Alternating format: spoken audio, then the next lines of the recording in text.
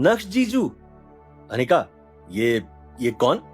ये मेरी best friend है, बिल्कुल मेरी बहन की तरह। मैं अनिका का बॉयफ्रेंड हूँ, तुम मुझे आज से जीजू बोल सकती हो। ओ हेलो, तुम अपने आप को समझते क्या हो? क्या तुम हमारी अनिका के लायक भी हो?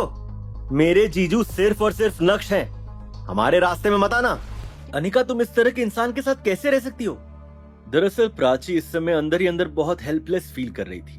उसने एक्सपेक्ट नहीं किया था कि अनिका नक्श को छोड़ देगी। कहीं ऐसा तो नहीं कि अनिका को नक्श की असली आइडेंटिटी के बारे में पता नहीं हो? प्राची ने मन ही मन सोचा। प्राची की बात सुनकर अनिका ने नक्श की ओर देखा और उसकी आंखों की चमक एकाएक गायब हो गई थी। अनिका, तुम्हारी दोस्त मेरे बारे में कुछ भी सोच रही है। क्या मैं जान सकता हूँ कि मैंने किसी भी तरह उसे ऑफेंड किया है क्या? उसी समय नक्श भी वापस उनकी तरफ लौट आया। अनिका को देखने के बाद वो प्रेरक को घूरने लगा था। इससे पहले कि नक्श कुछ बोलता, प्रेरक ने अपना मुंह खोलते हुए कहा, तुम यहाँ खड़े खड़े क्या कर रहे हो? ये कोई बाजार नहीं है, यहाँ पर किसी को एंट्री नहीं मिलती है। अगर मैं कहूँ कि मैं ये घर खरीदने आया हूँ तो? घर खरीदने आए हो? क्या तुम्हारे पास पैसे हैं? क्या अनिका ने तुम्हें पैसे दिए? प्रेरक, बकवास मत करो। नक्श ने मुझसे आज तक कभी पैसे नहीं मांगे। मैं यहाँ का सबसे अच्छा घर खरीदने के बारे में सोच रहा हूँ। क्योंकि तुम यहाँ के मैनेजर हो, इसलिए क्या तुम मुझे बता सकते हो कि यहाँ का सबसे बेस्ट अपार्टमेंट या विला कौन सा है? चित्रा आंटी ने बताया था कि तुम तो पूरे यूजलेस हो, लेकिन दिखावा करने की तुम्हारी स्किल्स बिल्कुल भी लो नहीं है। ये बोलने के बाद तुरंत ही प्रेरक पीछे मुड़ा और उस बिल्डिंग के मॉडल की तरफ बढ़ा। उसने एक बड़े से विला की तरफ इशारा करते हुए कहा, इसे सूरत का स्टार विला कहा जाता है। ये सबसे बड़ा विला है और इसकी कीमत है 20 करोड़। बोलो, क्या तुम इसे अफोर्ड कर सकते हो? तुम्हें किसने कहा कि मैं अफोर्ड नहीं कर सकता? क्या तुमने सुना नहीं मैंने क्या कहा? ये विला 20 करोड़ का है। नक्श ने जेब से एक ब्लैक कार्ड बाहर निकाला और प्रेरक के दूसरे स्टाफ मेंबर को थमा दिया। वो लड़की उस कार्ड को स्वाइप करने जा ही रही थी कि तभी अचानक से प्रेरक ने उसे रोका। क्या आज काम का तुम्हारा पहला दिन है? क्या तुम्हें पता नहीं कि कंपनी कैसे काम करती है? प्रेरक की बात सुनकर ही उस लड़की को एहसास हुआ कि नक्श ने जो उसे कार्ड दिया है उस पर कोई भी नाम नहीं लिखा है।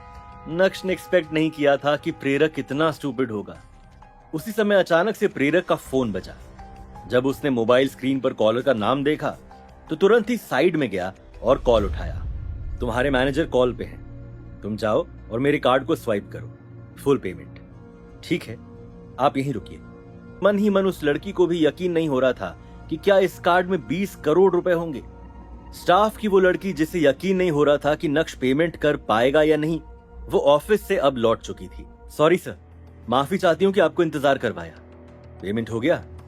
यस सर, सूरत का स्टार विला अब आपका हुआ। प्रेरक की बात कॉल पर पूरी हो गई थी और जब वो वापस आया तो उसने नक्श को वहीं पाया और एक बार फिर से उसने गुस्से से कहा, तुम अभी भी यहीं पर ही खड़े हो? 20 करोड़ रुपए तुम्हारे बस की बात नहीं है, निकलो यहाँ से। आए बड़े स्टार विला खरीदेंगे। नक्श ने कुछ नहीं कहा, वो तो बस मुस्कुराते हुए प्रेरक को देख रहा था। ये देखकर प्रेरक को कुछ अजीब लगा। अंदर ही अंदर उसका गुस्सा भी उबाल मार रहा था। क्या ऐसे क्या देख रहा है? अगर तूने स्टार विला खरीदा तो मैं यहाँ सभी के सामने तेरे पैरों में गिर जाऊंगा। सभी लोगों ने सुना ना इन भाई साहब ने क्या कहा? हाँ हाँ, सभी ने सुना। अब तू वो कर जो मैं देखना चाहता हूँ, स्टार विला खरीद के दिखा।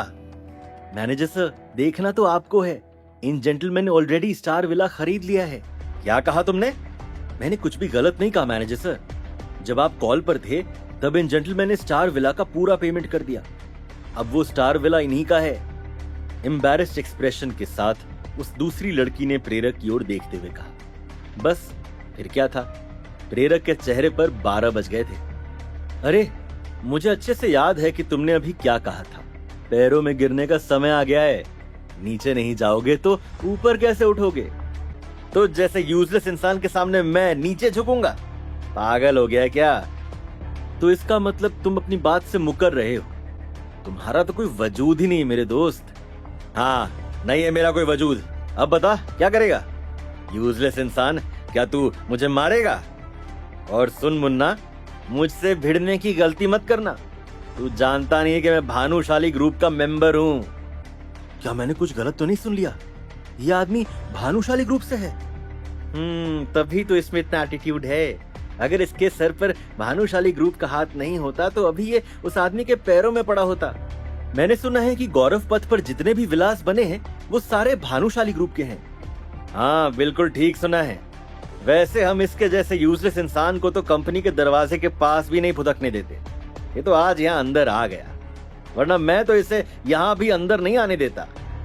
जैसे ही प्रेरक ने ये बोलकर अपनी बात खत्म की, वैसे ही तेजी से किसी के फुटस्टेप्स की आवाज आने लगी। सभी ने देखा कि एक बूढ़ा आदमी तेजी से चलते हुए प्रेरक के करीब आया और उसके गाल पर एक जोरदार चमाट लगाते हुए बोला, आज से और अभी से तुम भानुशाली ग्रुप के मेंबर नहीं हो।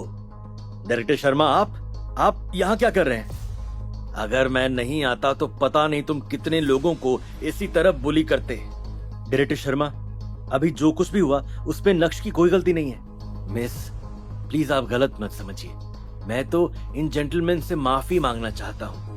अनिका भी पूरी तरह से शॉक्ड थी। उसे भी समझ नहीं आ रहा था कि नक्श को इतना वीआईपी ट्रीटमेंट क्यों दिया जा रहा है। आखिर डायरेक्टर शर्मा नक्श से माफी क्यों मांगना चाहते थे? क्या डायरेक्टर शर्मा को नक्श की असली आइडेंटिटी पता थी? क्या होगा जब अनिका को पता चलेगा कि नक्श ही वो सीईओ है और नक्श अब प्रेरक का क्या हश्र करेगा? ये जानने के लिए